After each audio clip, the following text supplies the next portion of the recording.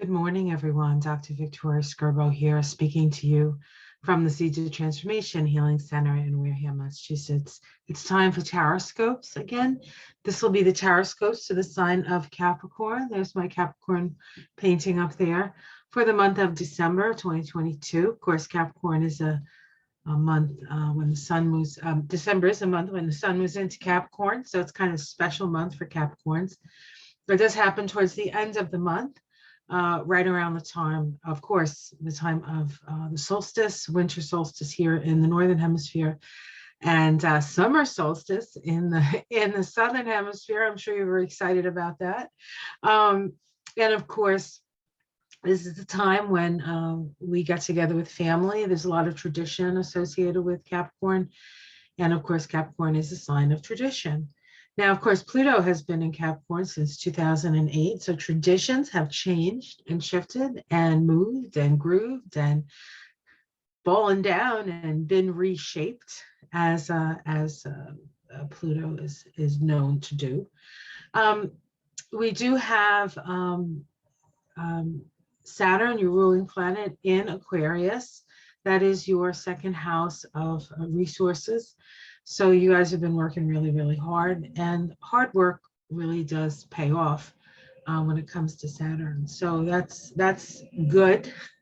We do have Pluto about to move out of your sign for the first time since 2008. And it will be moving into Aquarius for a short period of time, I think 2-3 months maybe, and then goes back into Capricorn. So you're not quite done with Pluto Capricorns.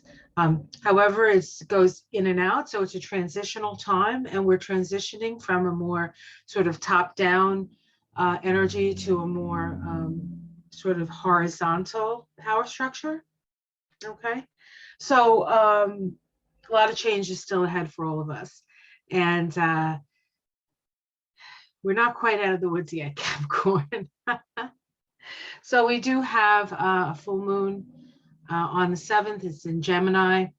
Gemini Sag is your 6th, and your Gemini is your 6th house. Sag is your 12th house. Awareness around service, awareness around healing, or awareness around information that you may or may not have had up to this point. There is a stress, that's not the word I want to use, a focus on health and well-being. So that full moon will give you some information, perhaps, to help you on your journey to well-being. And then we have a new moon in Capricorn on the, hold on. Oh, yeah. This might not actually be. Wrong one. I found it. Oh, dear me. I have like 1,000 things that were falling down right now. Okay. The new moon on the 23rd. So the sun moves into Capricorn on the 21st. Venus moves into Capricorn on the 9th. Mercury on the 6th. Mercury spends the rest of the month in Capricorn, and at the end of the month on the 29th, I believe, it goes retrograde in Capricorn. So Mercury is going to be in Capricorn for a long time, and we start the year with a Mercury retrograde in Capricorn, which is interesting because last year we started with a Venus retrograde in Capricorn. So that's what's going on. All right, so let's see. I'm going to use the Wild Unknown deck for you Capricorns this month. And we're going to look to see what we need to be aware of. Now, this reading is for Capricorn Rising, Capricorn Sun, Capricorn Moon. Maybe you have a lot of 10th house planets. You might want to check this out. Now, there's a couple of countries that are Capricorn countries that this could possibly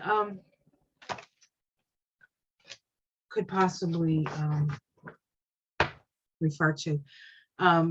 At top of mind, Capricorn countries, Great Britain. Great Britain is a Capricorn country, and we know that our friends in Great Britain are having a difficult time of it, as many places on the planet are. So am. The nuns would be appalled. I used to speak English real good. Okay.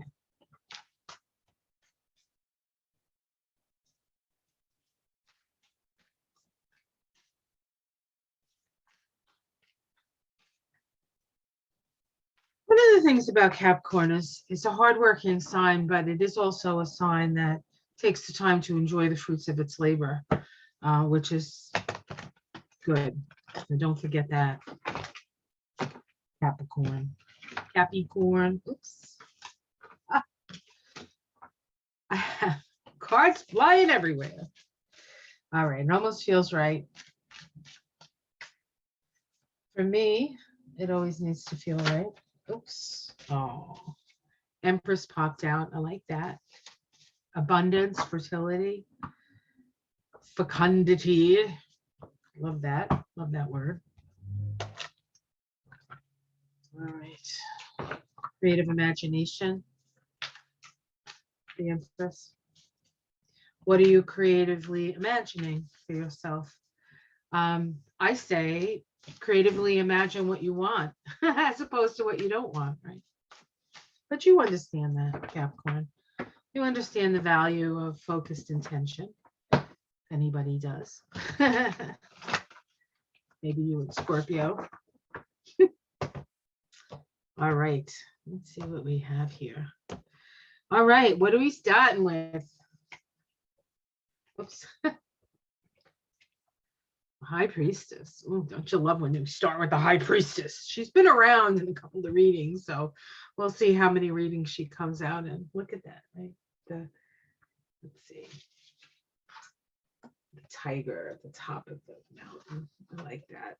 Okay, anyway. The High Priestess is an energy of revelation, but it's a revelation that comes differently than some other, like when you get the Tower card, there's a revelation, but it's usually like blowing things apart and like it's a very noisy revelation. Sorry, revolution. But the High Priestess is much quieter. It is an energy of aligning yourself with spirit. It's an energy of opening your intuitive senses, your sensitivity. So the High Priestess is a highly sensitive card, a highly powerful card. It is, there are two powerful cards for the feminine in the tarot. One is the Empress, which popped up first, right? When I was shuffling, and now we have the High Priestess. So there's definitely this energy of divine feminine. There's this energy of power.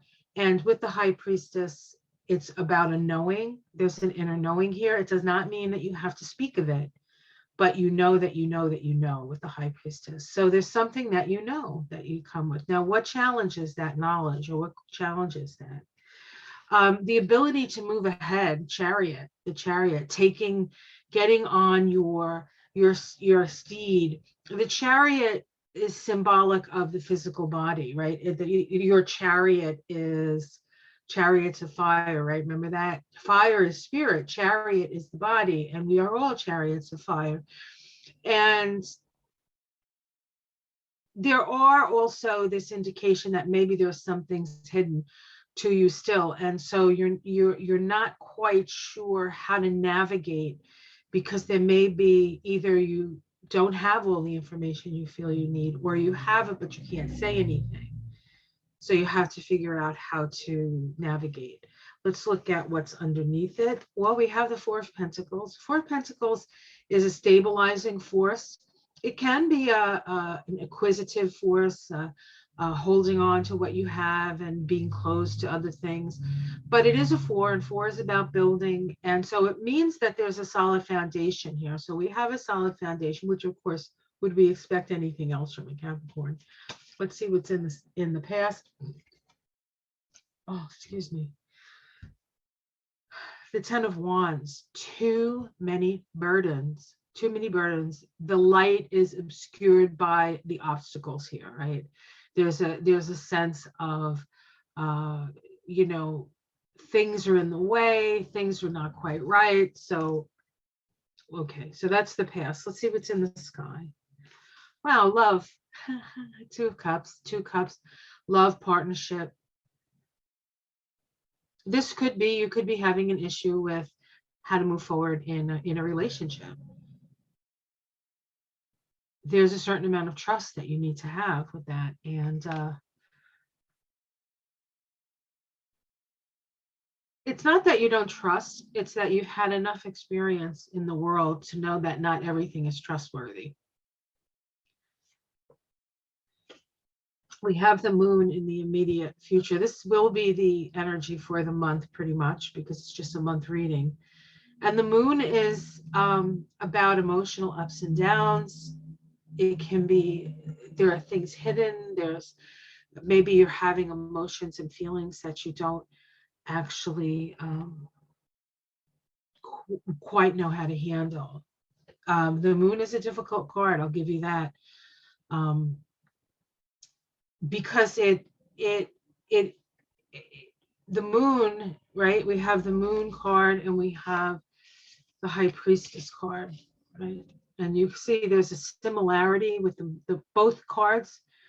The moon card, of course, is the moon. And then the High Priestess card, the planet associated with that card is the moon.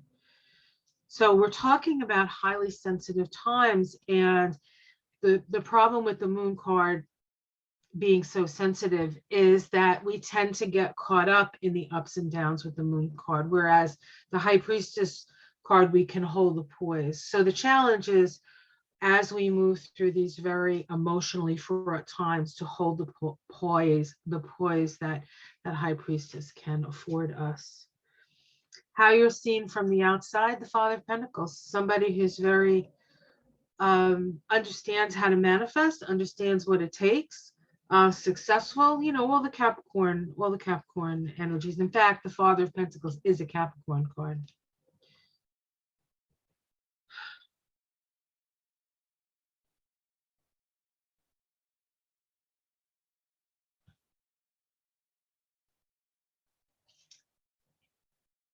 Your domestic situation, the Fool, a new beginning.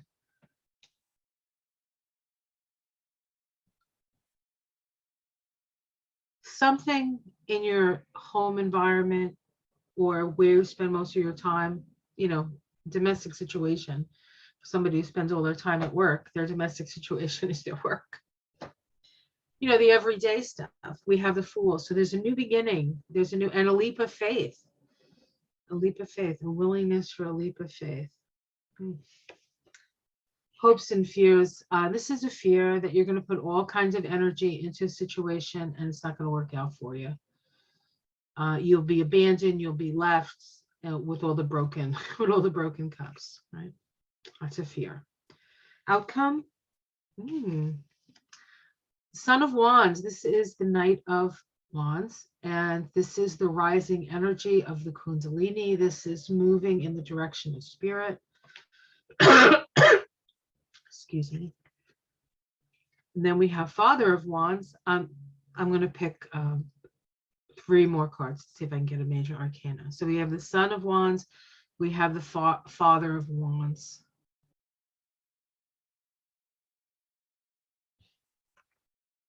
So it looks like something is going to be revealed. We have the Five of Wands, which is disruption, right?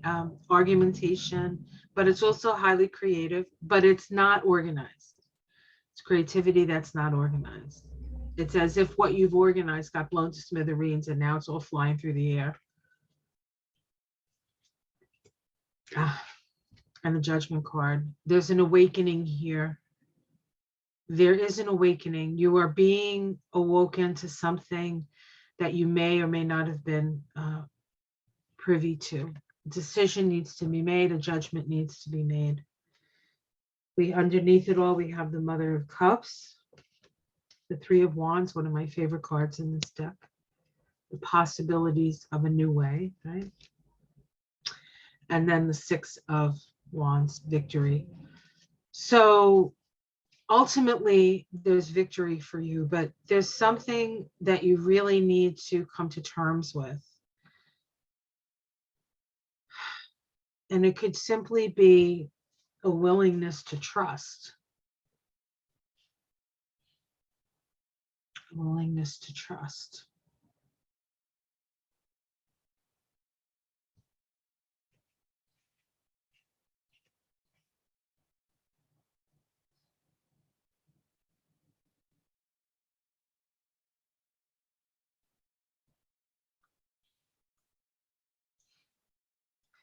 I would say any emotionality you need to step back from.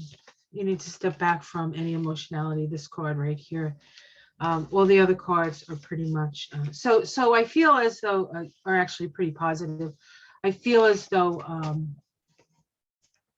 overall it's going to be a good month for you. There is an issue though that keeps coming up and creating these mood up and down mood stuff. So be aware that that's a possibility for you and try to sort of raise yourself up from that. You can observe the ups and downs of life. You can observe the emotional ups and downs and that, and a lot of emotional things are going to happen this month that may have nothing to do with you, but you're going to bear witness to it. So keep your cool, keep your poise, and if you need to sort of raise yourself up to a higher level so you can see and have a greater perspective. What's going to happen in the end is, and I put the cards back, so I just want to point one card out here.